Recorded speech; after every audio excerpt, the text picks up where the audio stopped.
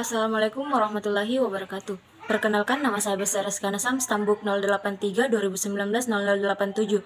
Di sini saya akan memaparkan proposal penelitian yang berjudul Efektivitas Metode dan Teknik Penyuluhan Pertanian dalam Penerapan Teknologi Budidaya Padi Sawah Oryza sativa L Sistem Tanam Jajar Legowo 41. Studi kasus pada kelompok tani Maminasata, Kecamatan Turikale, Kabupaten Maros. 1. Pendahuluan.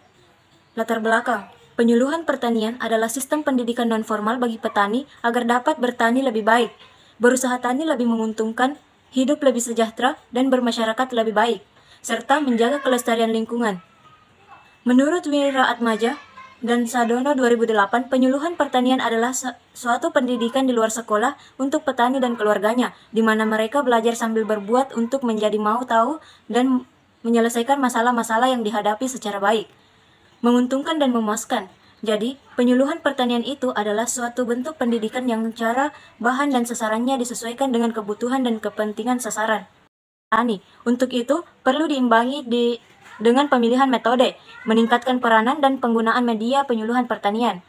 Metode penyuluhan pertanian adalah cara penyampaian materi atau isi pesan penyuluhan oleh penyuluh pertanian kepada petani beserta anggota keluarganya, baik secara langsung maupun tidak langsung agar mereka tahu, mau dan mampu menggunakan inovasi baru. Metode dan teknik penyuluhan pertanian merupakan cara dan prosedur yang dilakukan penyuluh dalam menyampaikan pesan kepada sasaran agar terjadi perubahan perilaku sesuai tujuan yang ingin dicapai.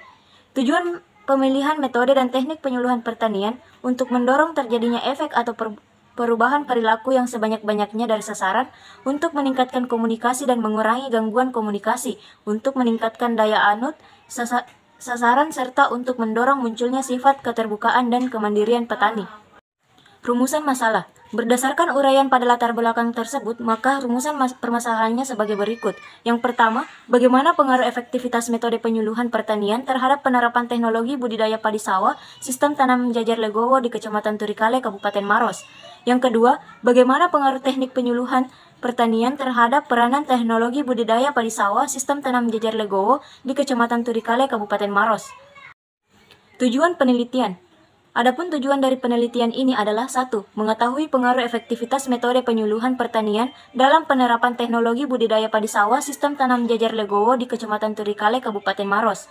2. Mengetahui pengaruh teknik penyuluhan pertanian dengan penerapan teknologi budidaya padi sawah sistem tanam jajar legowo di Kecamatan Turikale, Kabupaten Maros. Adapun kegunaan penelitian, yang pertama, sebagai informasi dan rekomendasi dalam menyusun kebijakan untuk pemberdayaan petani dalam rangka peningkatan pendapatan petani padi sawah di Kabupaten Maros pada masa yang akan datang, terkait dengan berlanjutnya program pemberdayaan petani.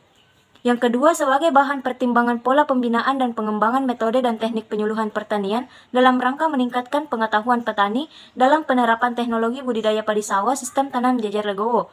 Yang ketiga, sebagai bahan referensi untuk memperdalam atau mengkaji masalah program pemberdayaan petani melalui penerapan metode dan teknik penyuluhan pertanian yang efektif.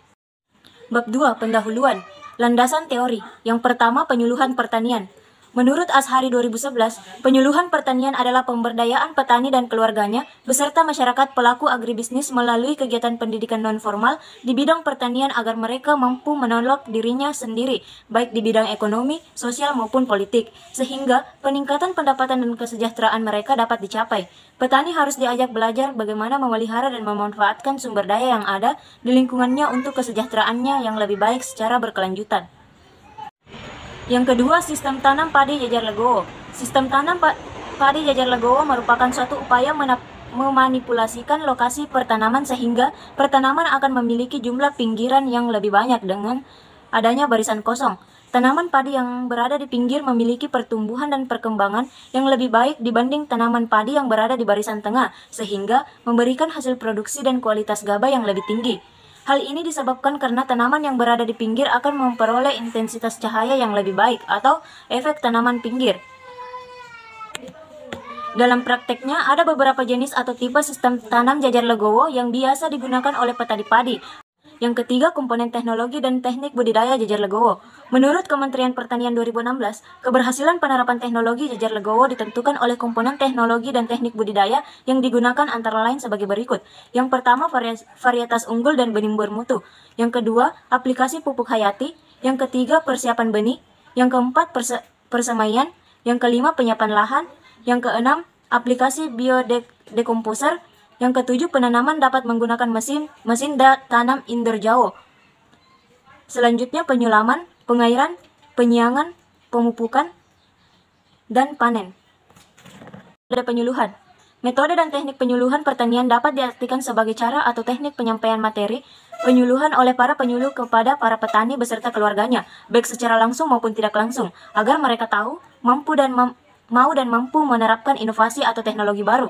Sedangkan teknik penyuluhan pertanian dapat didefinisikan sebagai keputusan-keputusan yang dibuat oleh sumber atau penyuluh dalam memilih serta menata simbol dan isi pesan, menentukan pilihan cara dan frekuensi penyampaian pesan, serta menentukan bentuk penyajian pesan. Kementerian Pertanian 2009. Yang kelima, efektivitas. Efektivitas merupakan unsur pokok untuk mencapai tujuan atau sasaran yang telah ditentukan di dalam setiap organisasi, kegiatan ataupun program. Disebut efektif apabila tercapai tujuan ataupun sasaran seperti yang telah ditentukan. Suwarno 2004, penyuluhan pertanian yang efektivitas digolongkan ke dalam 4 bagian sebagai strategi untuk mempercepat perubahan dalam proses pembaharuan kegiatan usaha tani dalam efektivitas metode penyuluhan. Kerangka fikir penelitian. Kerangka fikir penelitian ini didasari pada usaha tani padi sebagai program penyuluhan di Kecamatan Turikale dibagi atas 2 teknik pengolahan, yaitu dengan menggunakan metode penyuluhan dan teknik penyuluhan yang dimana agar supaya memiliki efektivitas dan dengan menggunakan sistem tanam jejer legowo 41. Program penyuluhan pertanian merupakan rencana kegiatan penyuluhan yang memadukan aspirasi petani dan masyarakat pertanian dengan potensi wilayah dan program pembangunan pertanian yang menggambarkan keadaan sekarang, tujuan yang ingin dicapai, masalah dan alternatif pemecahannya. Efektivitas metode penyuluhan pertanian adalah keefektifan penerapan metode penyuluhan pertanian dalam kegiatan budidaya padi sawah. Hipotesis penelitian. Berdasarkan kerangka pemikiran tersebut di atas, maka dapat dikemukakan hipotesisnya sebagai berikut. Yang pertama, pengaruh efektivitas metode penyuluhan pertanian terhadap penerapan teknologi budidaya padi sawah sistem tanam jejer legowo 41 di Kecamatan Turikale, Kabupaten Maros memiliki hubungan yang sangat kuat dan nyata antara efektivitas metode dan teknik penyuluhan pertanian dengan teknologi budidaya padi sawah sistem tanam jejer legowo 41. Yang kedua, teknik penyuluhan pertanian terhadap penerapan perencanaan teknologi budidaya padi sawah sistem tanam jejer legowo 41 di Kecamatan Turikale, Kabupaten Maros memiliki hubungan yang rendah dan nyata antara teknik penyuluhan pertanian dengan teknologi budidaya padi sawah sistem tanam jejer legowo 41. Bab 3. Metode penelitian. 3.1 Penentuan lokasi dan waktu penelitian. Penelitian ini akan dilaksanakan di Kecamatan Turikale, Kabupaten Maros. Pemilihan lokasi penelitian dilakukan secara sengaja dengan pertimbangan bahwa lokasi ini merupakan salah satu daerah pengembangan usaha tani padi sawah sistem tanam jejer legowo 41. Penelitian ini dilakukan selama 2 bulan, yaitu dari bulan Mei sampai Juni 2022. 3.2 Populasi dan sampel. Populasi adalah keseluruhan karakteristik atau unit hasil pengukuran yang menjadi objek penelitian, atau populasi merupakan objek atau subjek yang berada pada satu wilayah yang memenuhi syarat-syarat tertentu berkaitan dengan masalah penelitian. Populasi dalam penelitian ini adalah semua petani padi sawah yang menggunakan sistem tanam jejer legowo 41 sebanyak 350 orang yang ada di Kecamatan Turikale, Kabupaten Maros. Teknik pengambilan sampel dalam penelitian ini dilakukan secara simple random sampling, yaitu dengan sampel yang terdiri atas jumlah elemen yang dipilih secara acak dengan pertimbangan. Sampel penelitian ini adalah sebagian atau wakil populasi yang akan diteliti. Sugiono 2011. Metode penentuan sampel petani menggunakan teknik pengambilan sampel acak atau random, yaitu metode sampel acak sederhana, di mana setiap anggota populasi mempunyai kesempatan yang sama untuk dipilih sebagai sampel. Penentuan sampel petani menggunakan metode Slovin. 3.3 Jenis dan sumber data. Jenis data yang digunakan dalam penelitian ini yaitu data primer, adalah data yang diperoleh secara langsung dari objek penelitian melalui observasi dan wawancara langsung. Yang kedua, data sekunder adalah data yang diperoleh dari perpustakaan dan dinas atau instansi yang terkait dengan masalah yang diteliti. Data sekunder lainnya juga dapat diperoleh dari sumber tidak langsung yang biasanya berupa data dokumentasi. 3.4 Pengumpulan data. Adapun teknik pengumpulan data yang digunakan dalam penelitian ini yaitu wawancara dan dokumentasi. 3.5. Analisis data. Yang pertama, analisis deskriptif. Dalam pelaksanaan penelitian ini menggunakan jenis atau alat bentuk penelitian deskriptif yang dilaksanakan melalui pengumpulan data di lapangan. Langkah-langkah yang dilakukan adalah sebagai berikut. Yang pertama, setiap indikator yang dinilai oleh responden diklasifikasikan dalam 4 alternatif jawaban dengan menggunakan skala ordinal. Yang kedua, dihitung total skor setiap variabel atau subvariabel. Yang ketiga, dihitung skor setiap variabel atau subvariabel. Yang keempat, untuk menjawab deskripsi tentang masing-masing variabel penelitian ini digunakan rentang kriteria penelitian sebagai berikut. Yang skor total sama dengan skor aktual per skor ideal dikali 100%. Skor aktual adalah jumlah seluruh responden atas kuesioner yang telah diajukan. Skor ideal adalah skor atau bobot tertinggi atau semua responden diasumsikan memilih jawaban dengan skor tertinggi. Yugianto, 1994.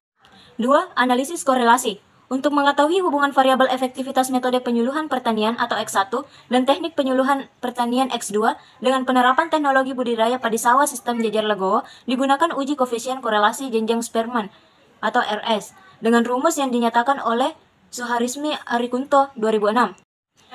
3.6. Definisi operasional.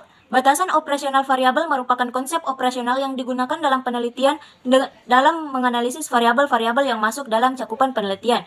Yang pertama, metode penyuluhan pertanian adalah cara penyampaian materi atau isi pesan penyuluhan pertanian oleh penyuluh pertanian kepada petani beserta anggota keluarganya, baik secara langsung maupun tidak langsung agar mereka tahu, mau dan mampu menggunakan inovasi tersebut. 2.